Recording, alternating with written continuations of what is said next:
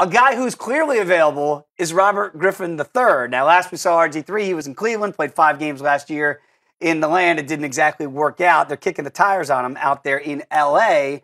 with the Chargers. What do you make of this? That at least they're saying, all right, let's see if you got anything left in that right leg, or maybe more importantly, in your 2 legs.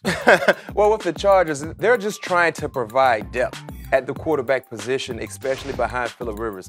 Phillip Rivers has been quite a bit durable at the quarterback position, but you never know. You know, he's still out there. It's just a workout to see exactly what he has still left in the tank. You have, Kellen Clemens, I think, still on that roster. Wow. So they're just trying to provide depth if need be.